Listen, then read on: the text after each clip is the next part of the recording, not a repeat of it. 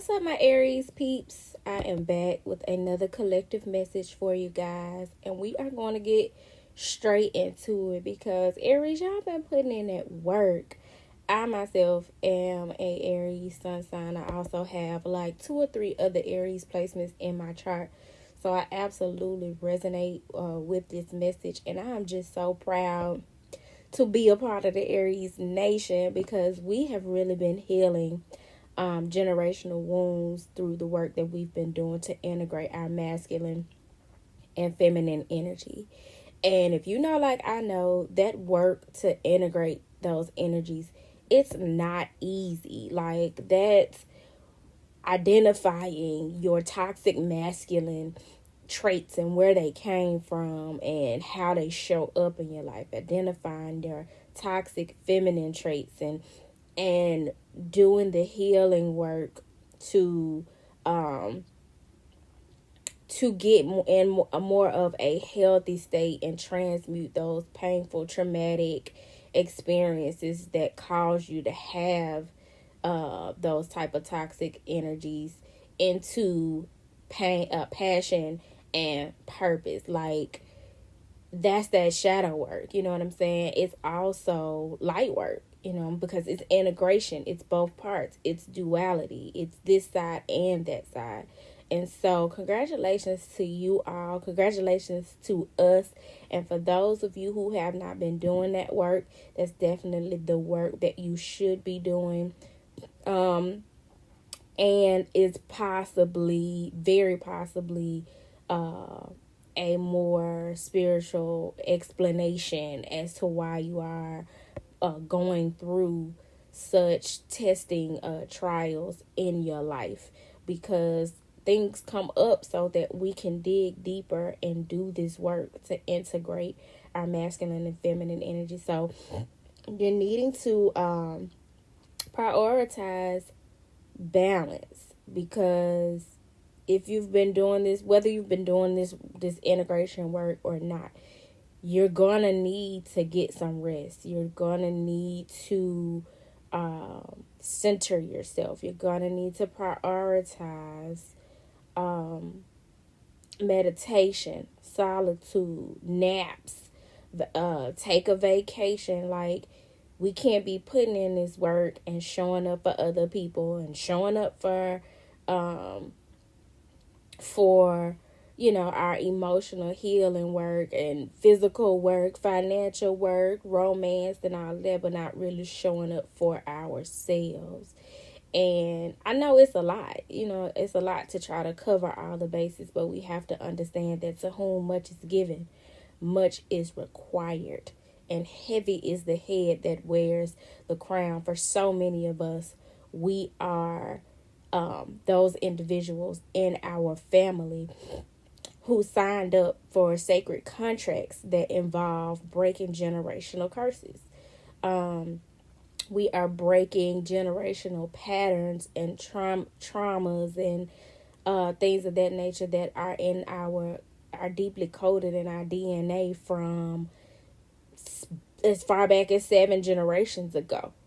And we wonder, like, why we feel such intense feelings, why we consistently go through what we go through, because we are chosen to, or should I say, we have chosen to break those patterns so that the next generation does not have to carry that load. And it's really an honor, because before us, there were loads that our ancestors and generations before us carried, so that we could move with as much privilege and ease and freedom as we do. But us, we kicking this shit up 1,000 notches, because we are entering into the age of Aquarius, and there's a huge shift going on in the collective that we are to play a major part in. So there's that familial work that we're doing, breaking those chains in our family, and then we're contributing to breaking chains in society just off 444, because we are laying a new foundation. We are creating new earth, and that's not an easy task, but depending upon the way your mind is conditioned, depending upon your ability to find joy in yourself and connecting with the Most High and your ancestors, it actually can be fun. It actually can be romantic to sit down and connect with your ancestors and give reverence and venerate them, and to dote on and treat yourself like the God that you are, to honor the God within you, and to give God praise and honor and acknowledge God and just the everyday things that people take for granted. That is romantic as hell, y'all. But we are having to get that rest. We are having to stay balanced and not just be work, work, work, so that we have the strength to continue forward with our life's purpose and passion, because that is why we're here. You all either have or will encounter quite a few soulmates in this lifetime, because those are people who are meant to help you heal old wounds, like those lessons that you're meant to learn and behavioral patterns that you either attract or exhibit yourself are meant to come through those people. Like, our relationships are mirrors. Our relationships are meant to teach us more about ourselves and also how to interact with our fellow man or woman in this realm. So some of those relationships are just stepping stones on your way to aligning with relationships that are more honoring and nurturing. So it would behoove us not to take a lot of them so seriously. You know what I'm saying? Especially the hurt and the disappointments. Like, we're meant to learn from them instead of holding on to them, the pain of them for years and taking things so personally. We're meant to learn the lesson and identify the emotion and give that thing its proper funeral and move forward, so that we make room for relationships that are more in line with the new lesson that we've now learned, the new way that we honor ourselves as a result of having that connection that taught you a lesson. So we're no longer allowing the stronghold of codependency and our inner child traumas to keep us bound to low vibrational connections. We've put in too much work and we've come too far to continue to allow that to be the trajectory of our experience. True love is within reach, y'all. You've got to know that once you tapped into a deeper level of love, appreciation, understanding, you've set the standard higher, the bar is higher. You've got to know that it's somebody out there that's ready to reach it, that's on that level, that's done that work. And if they have not done their work as a result of having been in your divine presence, they're willing to do that work. You've got to believe that to be so for yourself, because you are worthy of that. So be patient, because I know it's been hard. Lord knows it's been hard for me, y'all. I have really been purging and purifying my emotional energy and my light body of toxic energies, past pain. I've been working on forgiveness. I've really been putting forth that work to make myself readily available for more high vibrational connections, because heavy is the head that wears the crown. I got work to do. And I have a partner out there that I'm meant to do this work with. And so it is my responsibility to reparent myself in that way. Just saw 911 sirens going off as I speak, because that confirms the urgency of the message that I'm bringing forth. It also confirms the presence of Archangel Michael, who is one who is a protector and helps us to cut cords. And if I'm not mistaken, Archangel Michael is associated with Aries energy, but I'm going to check on that to make sure. But yeah, y'all, we ain't got time to play with our healing. We don't have time to play with these low vibrational energies and entities that want to keep us stuck and stagnant. So you definitely want to just hold on and hang in there and be patient, because spring is going to be significant for us, and spring is just around the corner. Aries marks the first day of Aries marks the first day of spring, which also happens to be my birthday, March 21st.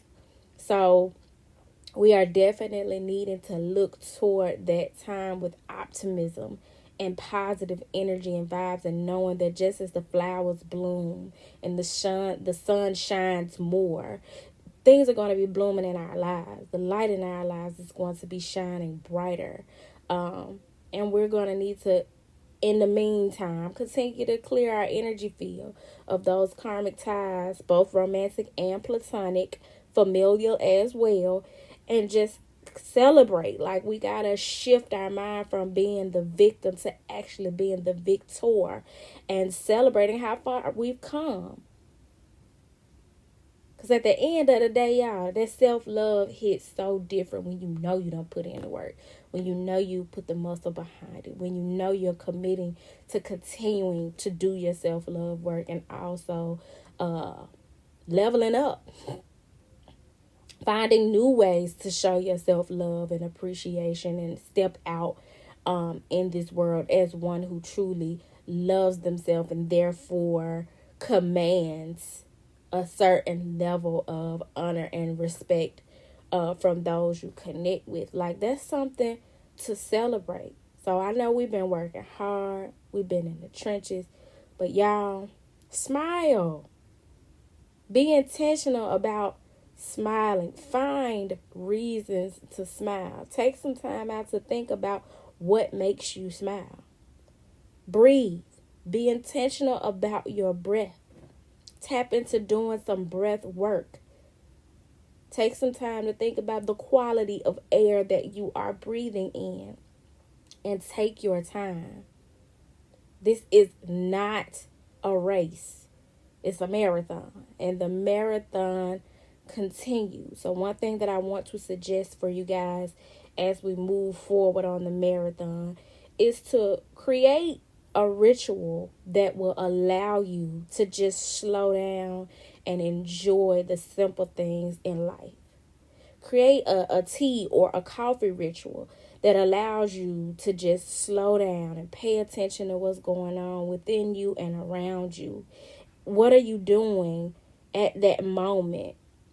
What's going on around you at that moment that you are enjoying your coffee or your tea? And savor the taste of the tea.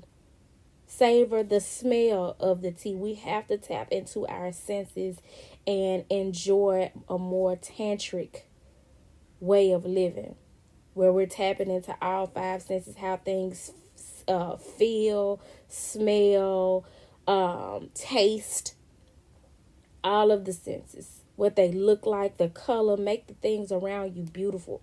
Take this time out to cut you some good music on and move some things around in your house and shift the energy. Decorate, redecorate a room. If your spot is bland, add a little color. If you got too much going on, declutter and get rid of some stuff and organize. And which is something I gotta do. I've been doing it, but I'm gonna continue to do it.